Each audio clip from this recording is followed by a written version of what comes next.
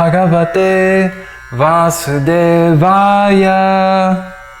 Om Namo Bhagavate Vasudevaya. Om Namo Bhagavate Vasudevaya. Today we're going to read Srimad Bhagavatam, 6th canto, 5th chapter, verse 22. Swara Brahmani Nirbhata Rishikesha Padambuje Akhandam Chitanavesya Lokananucharanunihi. Synonyms. Swara Brahmani, in spiritual sound. Nirbhata, placing clearly before the mind. Rishikesha, of the Supreme Personality of Godhead. Krishna, the Master of the senses. Padambuje, the lotus feet. Akhandam, unbroken. Chitam, consciousness. Aveshya, engaging. Lokan, all the planetary systems. Anucharat, traveled around. Munihi, the great sage Narada Muni. Translation. The 7 musical notes Sa, Ri, Ga, Ma, Pa, Da, and Ni are used in musical instruments, but originally they come from the Sama Veda. The great sage Narada vibrates sounds describing the pastimes of the Supreme Lord. By such transcendental vibrations, such as Hare Krishna, Krishna Krishna, Hare Hare, Hare Rama, Rama Rama, Hare Hare, he fixes his mind at the lotus feet of the Lord. Thus, he directly perceives Hrishikesha, the master of the senses. After delivering the Haryashvas, Narada Muni continued traveling throughout the planetary systems, his mind always fixed at the lotus feet of the Lord. This is a very beautiful verse, and it starts mentioning the 7 musical notes.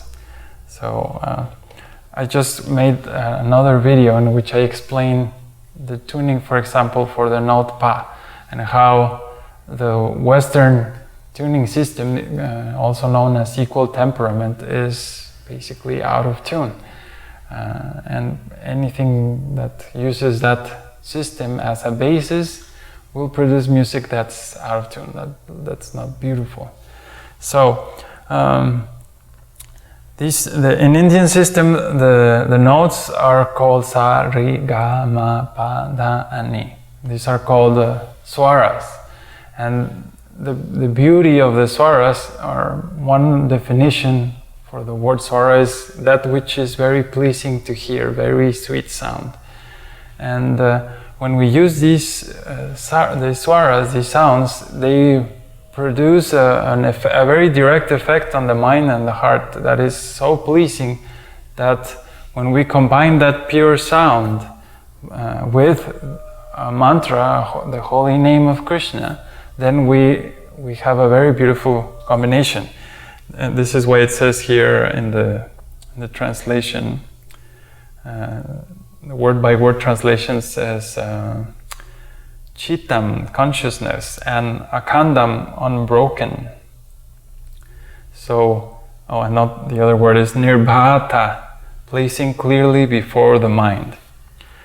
So these swaras, when they are performed accurately, nicely, they are a spiritual sound. They are transcendental. We cannot consider that as a material sound. Narada Muni carries this musical instrument, and he's used to travel all around the world and the universe. He has this mystical power that he can travel anywhere that he wants.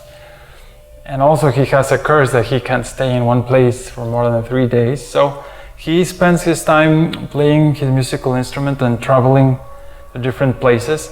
In this particular section of Srimad Bhagavatam, he's teaching some of his disciples, which are 10,000 sons of a man, and he basically changes their whole lifestyle because they were going to get married and follow his father's orders. That the father of all these 10,000 men, he was saying you should have children and increase the population, and etc., etc. But Narada Muni said, no, you just get entangled in material activities. You should just dedicate yourself to God. And after explaining some of these things, they all basically took to the path of bhakti, and they forgot the materialistic ideals of the parent. So the father was very angry at that, but that's a whole story. So another important thing here is it's mentioned that these notes originally come from the Sama Veda. The Sama Veda is one of the major, or the four, when the Vedas were split in four, one of them is Sama Veda. And the Sama Veda includes all kinds of musical knowledge that is required to perform sacrifices. Natya Shastra is the most commonly known scripture these days that talks about music, drama, dance, art form. And in there it's explained the grama system. It's a lot of words today, but this is music, it's a little complicated. So this grama system, when it explains exactly how we should tune each of these notes, Sari, Gama, Pa, and how we should arrange our musical instruments to tune them according to those principles. Samaveda it gives all kinds of rituals, and I have a whole list in which, according to the ritual that you're going to perform, if it's a horse sacrifice or whatever Vedic sacrifice is to be performed, the Brahmanas would choose exactly which notes to sing, and accordingly you sing the mantras or the verses they would chant during the performance according to those principles. So Samaveda is considered the source of that, because music, as we hear it today, originally was only meant for worshipping God.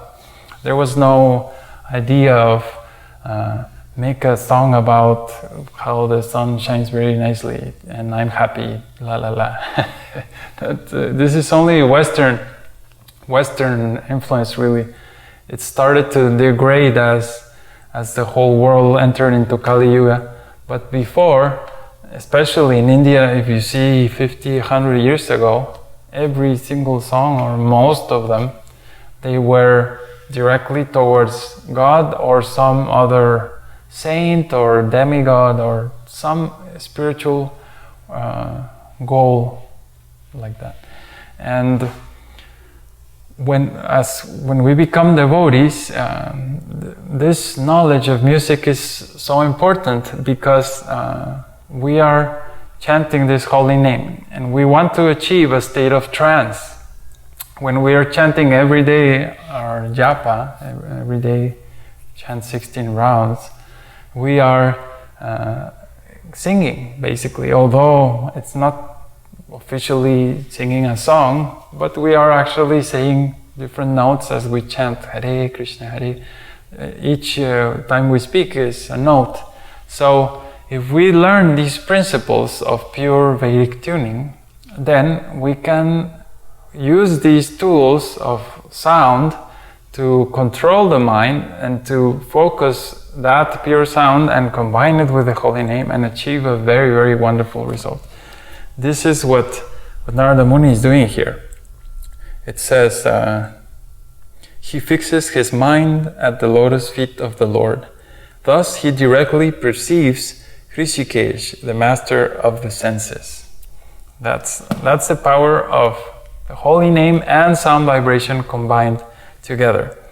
Now, there have been several attempts by musicians in the world to try to create a fusion or a system that will be a global teaching system. And I've been doing an incredible amount of research on this.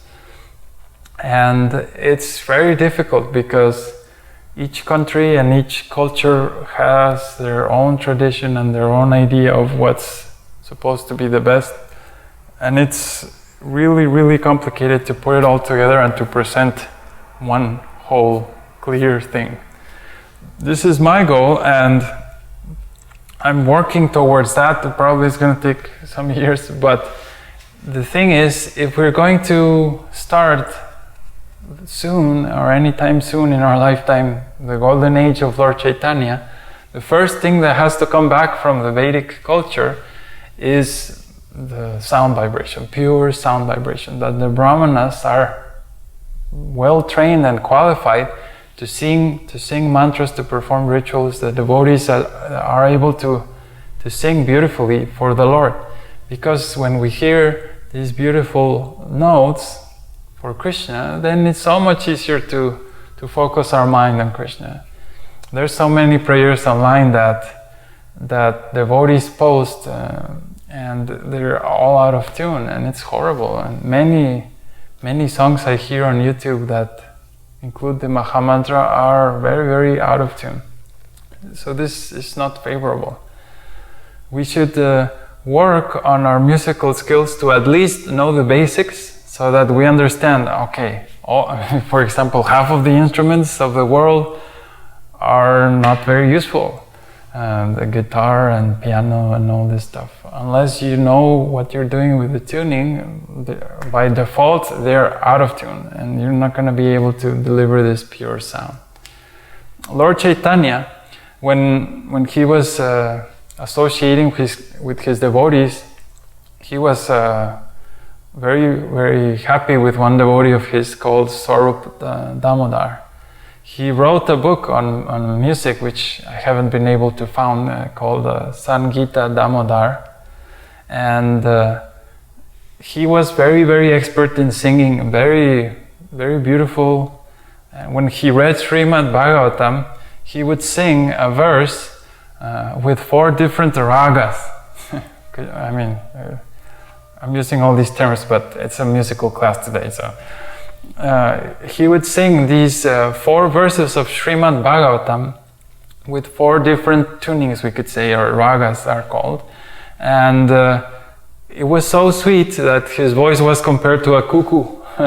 Very, very sweet to hear. So he would sing this verse in all these different melody patterns, and then the devotees were so ecstatic that they were all crying, and they were completely feeling the bliss.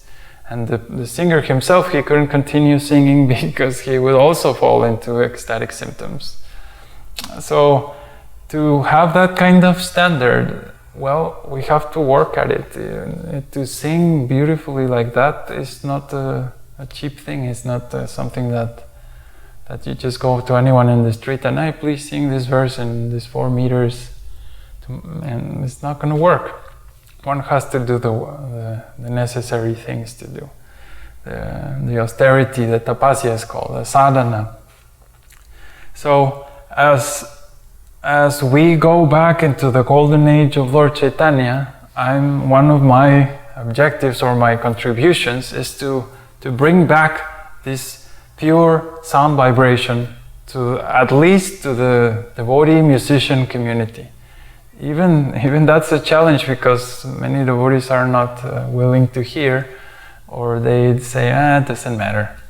But for example, tuning the drums, tuning the kartals, choosing properly the combination of drum and kartals, knowing exactly the notes the singer is going to perform, removing harmoniums, for example, or getting the harmonium that is able to perform these pure tunings. They are available too. There are a lot of changes that have to happen, but it's going to take a while. So that I know that it's not going to happen tomorrow, but I'm going to work constantly on making videos, presentations, and to the best of my ability to perform songs, because I love music too, and show these concepts and present music that has these principles, and hopefully educate and as I see it, we are in full Kali Yuga, but as Lord Chaitanya's golden age comes, we're like turning back. So anyone who's interested in music research and music production and all these things, please contact me, because there's a lot of information to share and to learn.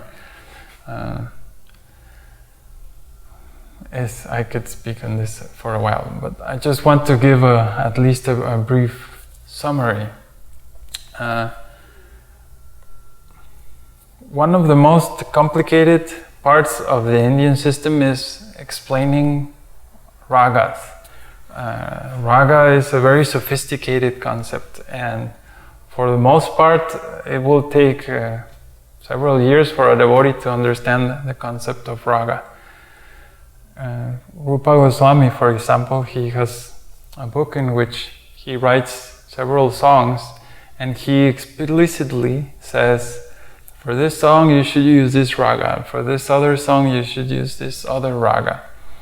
And it's so beautiful. The thing is, when you know these things, when you know how to sing in tune, how to play your instruments in tune, not only you experience a lot of bliss, but you can share that bliss with others through the music and the holy name, and it's just enlivening for everyone.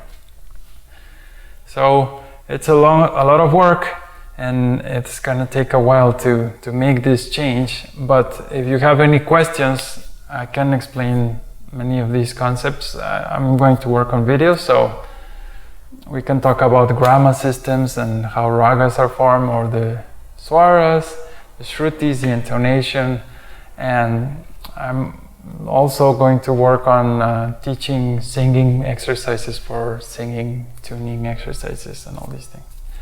So please come to the website, vedicway.org, and collaborate, and there's plenty of things to do. If you have any comments or questions, please visit our forum, and that's all for today. Thank you very much. Hare Krishna.